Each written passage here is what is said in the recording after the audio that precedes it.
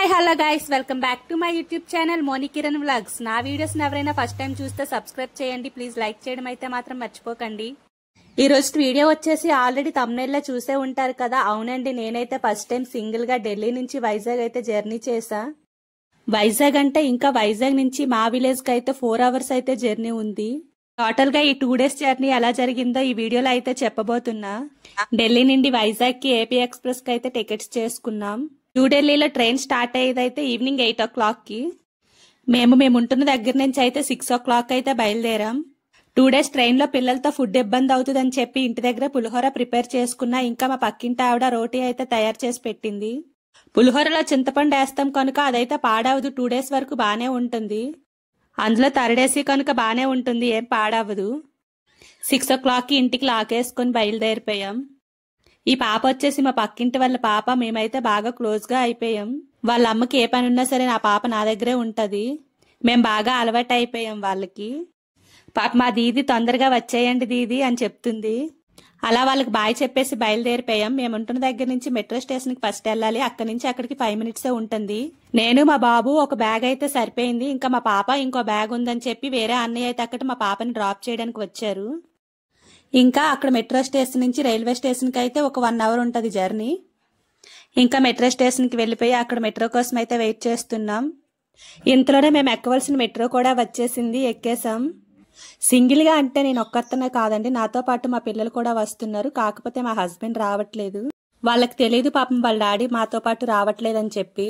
అలా 1 hour తర్వాత New Delhi metro station లో అయితే దిగేసాం. బయటికి న్యూఢిల్లీ రైల్వే స్టేషన్ కి వెళ్ళగానే అక్కడైతే KFC ఉంది. ఇంకా వారం కూడా బానే కుదిరిందని చెప్పి మేమైతే వెళ్లి KFC అండ్ బకెట్ బిర్యానీ అయితే తీసుకున్నాం. అక్కడి నుంచి మేము ఎక్కవలసిన ప్లాట్ఫామ్ దగ్గరికి అయితే వెళ్లిపోయాం. ఇంకా ట్రైన్ రాలేదని చెప్పి అక్కడైతే వెయిట్ చేస్తున్నాం. ఇంకా అంతలో మా బాబు అయితే అస్సలే ఆగలేదు. KFC అయితే అక్కడే తినేశాడు. ఇంతలోనే ట్రైన్ వచ్చింది, ఎక్కేసాం. ట్రైన్ మూవ్ అయ్యాక వాళ్ళ డాడీ ఎక్కుతారేమో అని చూస్తున్నారు పిల్లలైతే. ఇంతలోనే ట్రైన్ మూవ్ అయిపోయింది. వాళ్ళ డాడీ బాయ్ చెప్తుంటే డాడీ నువ్వు కూడా రా అని చెప్పి ఏడుస్తున్నాడు. ప్రతిసారి మేము ఎక్కిన భోగిలో ఎవరో ఒకరు తెలుగోళ్ళు ఉంటూనే ఉంటారు. అదేంటో నా బ్యాడ్ లక్ ఏంటో తెలియదు కానీ ఈసారి అయితే ఎవరూ లేరు. ఇంతలోనే నా ముందు సీట్లో అయితే కొంతమంది స్టూడెంట్స్ అయితే వచ్చారు. వీళ్ళు ఢిల్లీలో ఉన్న ప్లేసెస్ ని విజిట్ చేయడానికి అయితే వెళ్లారంట. వీళ్ళు హిందీ వాళ్ళే, బట్ నాతో అయితే బానే కలిసిపోయారు పిల్లలతో కూడా. ఇంకా మా బాబాయ్ అయితే బాగా కలిసిపోయాడు. వాళ్ళు వెళ్లేటప్పుడు వాళ్ళతో పాటు వెళ్ళిపోతానని చెప్పి ఏడుస్తున్నాడు. వాళ్ళతోనే వెళ్ళిపోతానని చెప్పి నాకు బాయ్ చెప్పేస్తున్నాడు. ఇంతలోనే వాళ్ళు దిగవలసిన స్టేషన్ అయితే వచ్చేసింది. వాళ్ళు వెళ్ళిపోయారు. వాళ్ళతో వెళ్ళిపోతానని బాగా సతాయించాడు నాకైతే. వీళ్ళ ఫ్రెండ్షిప్ చూస్తే నాకైతే నా డిగ్రీలో నా ఫ్రెండ్సే గుర్తొచ్చారు. ఎప్పుడైనా బాగా ఎంజాయ్ చేయవలసిన టైంలోనే ఎంజాయ్ చేయాలండి, తర్వాత ఎంజాయ్ చేయాలనుకున్నా సరే అవ్వదు. నేనైతే నా డిగ్రీలో చాలా ఎంజాయ్ చేశా. అందుకే నేను బాగా ఫ్రెండ్షిప్కి అయితే వాల్యూ ఇస్తా. వాళ్ళ దగ్గర నుంచి రానని చెప్పి ఏడుస్తుంటే వాళ్ళే పాపం చాక్లెట్స్ అయితే కొనేసి ఇచ్చారు. అప్పుడైతే ఊరుకున్నాడు. ఇంకా ట్రైన్ మూవ్ అయిపోతుందని చెప్పి నేనైతే తీసుకున్నా. బయట నుంచి కూడా చూడండి బాయ్ చెప్తున్నాడు. మేము ముందు రోజు 8 గంటలకు ట్రైన్ ఎక్కితే మరుసటి రోజు 11:30 గంటలకు వాళ్ళైతే దిగిపోయారు.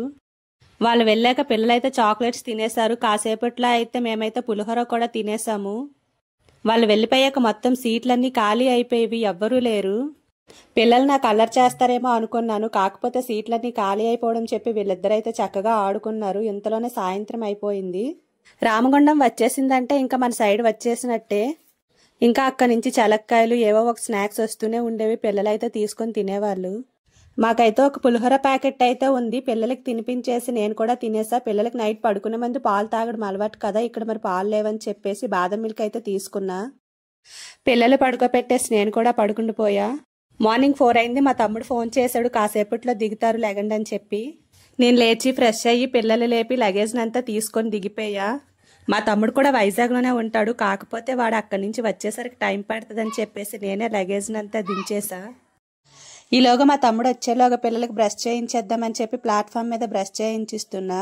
మా బాబు అయితే చేయలేదు. అప్పుడే పడుకొని లేచాడు కదా, చిరాగ్గా ఉన్నాడు. ఈలోగా మా తమ్ముడు అయితే వచ్చేసాడు. మా తమ్ముడు హెల్మెట్ పెట్టుకోవడం వల్ల ఎవరో అనుకున్నాడు. హెల్మెట్ తీసేసరికి అమ్మమ్మ రాలేదేంటని చెప్పి అమ్మమ్మ అని చూస్తున్నాడు. మేము ఇంకా వైజాగ్ రైల్వే స్టేషన్ నుంచి లగేజ్ అంతా తీసుకుని వైజాగ్ కాంప్లెక్స్ కి అయితే వెళ్ళిపోయాం.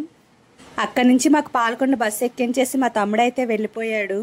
ఇంకా మేము పాలకొండలో దిగేసరికి మా మరిది అయితే మమ్మల్ని రిసీవ్ చేసుకొని మా మామయ్య వాళ్ళ ఇంటికి అయితే వెళ్ళిపోయాం. అక్కడైతే మా పిల్లలు కాసేపు వాళ్ళ తాతయ్యతో ఆడుకొని అక్కడే టిఫిన్ చేసి మళ్ళీ మా విలేజ్కి అయితే బయలుదేరిపోయాం. పాలకొండ నుంచి మా విలేజ్కి ఒక 1/2 అవర్ అయితే జర్నీ ఉంది. అక్కడి నుంచి ఆటో ఎక్కేసాం పాలకొండలో. ఫైనల్గా మా ఇంటికి అయితే వెళ్ళిపోయాం సేఫ్గా. ఇంకా మేము మా ఇంటి దగ్గర ఫ్రెష్ అయ్యి తినేసి మళ్ళీ మా అమ్మ వాళ్ళ ఇంటికి వెళ్ళాం. మా అమ్మ వాళ్ళ ఇల్లు కూడా సేమ్ విలేజే, మా అత్తయ్య వాళ్ళది మా అమ్మ వాళ్ళది. అక్కడి నుంచి మా అమ్మ వాళ్ళ ఇంటికి 5 మినిట్సే. ఇదిగోనండి ఇదే మా అమ్మ వాళ్ళ ఇల్లు. అక్కడికి వెళ్ళేసరికి వీధిలో అందరూ అడుగుతున్నారు నీ వీడియోస్ చూస్తాం బాగుంటాయి అని చెప్పి. ఇంకా పల్లెటూరులో వచ్చామంటే చాలా అందరూ పలకరిస్తూనే ఉంటారు కదా ఎప్పుడొచ్చారని చెప్పి. ఇదేనండి ఈరోజు వీడియో. నా వీడియో కనుక మీకు నచ్చినట్టయితే లైక్ చేయండి, షేర్ చేయండి, కామెంట్ చేయండి, సబ్స్క్రైబ్ చేయడం మాత్రం మర్చిపోకండి. ఓకేనా? Thank you for watching. Bye bye.